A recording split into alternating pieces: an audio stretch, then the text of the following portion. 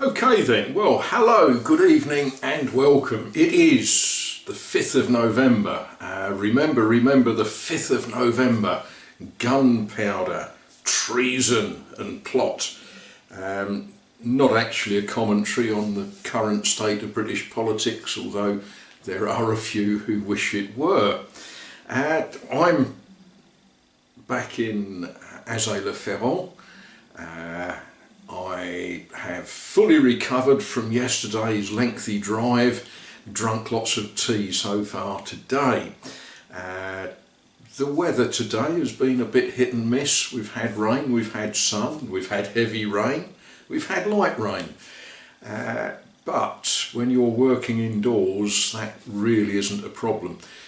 What I'm going to do in a moment, we'll go upstairs and we'll have a look at what I've started to do.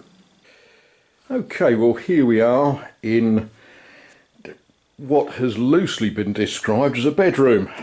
Not really a bedroom because there isn't a bed in it, but this will be a bedroom. The door that leads nowhere at the moment, the other side of that door is a 12-foot drop, so don't go walking through there. Well, not today anyway. The floor in this room is to be lifted, taken up, and then the joists that support the floor, they are going to be raised, and they're going to be raised by about 16 inches. Now, it's not critical whether it's a quarter of an inch more or a quarter of an inch less, but it does need to be pretty much 16 inches. The order of batting is to get the boards up and then one at a time to lift these beams, joists, call them what you will. While we're doing that, I want to put some braces into the building because these beams, they literally just sit in slots. They don't tie the walls together. And the walls, the outside of the walls, show that over the last century or so there's been a bit of movement. So when we get that first one out and the second one out and put back where I want them, we're going to put some iron ties across to tie the front and the back walls together.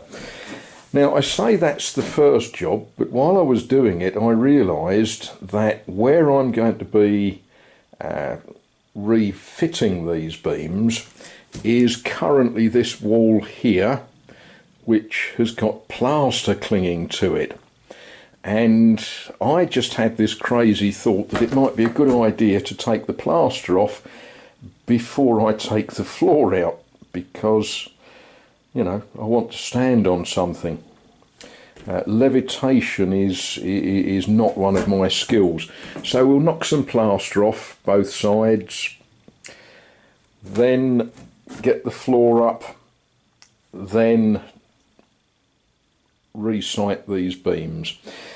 I had hoped to save and use this floor again, but the reason that I started the hole there is because the middle one of the floorboards was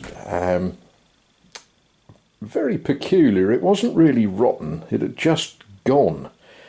So it was the one that I was able to bang a tool through and pull it up. The other thing about this floor, whoever laid it actually did a pretty good job. Not of getting it flat, but of getting it fixed. It's tongue and grooved, but they'd secret nailed it. Very nice for a dance floor. But it does mean that when you try to lift it, it sort of it splits the wormy dry wood. So I made a decision. It's going to become firewood basically, When the floor goes back down, I'll be using tongue and grooved flooring boards, you know, the nice sort of chunky flooring grade chipboard.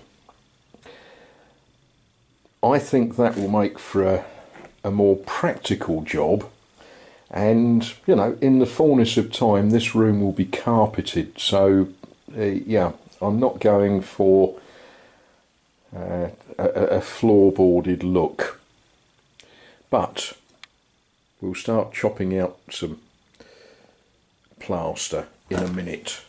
That's always a dusty job.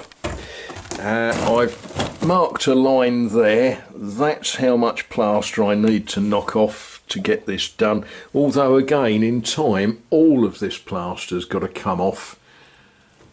Some of it comes off very easily, some of it requires brute force and ignorance, but there we are. That's something to do on a dark autumn evening, isn't it? Yeah.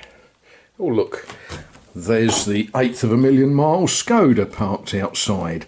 Some of you know, when I arrived here last night, she just ticked up 125,000 miles.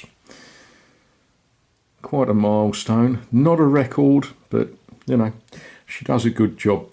She's already lugged a load today to the déchetterie, and she'll be doing some more tomorrow.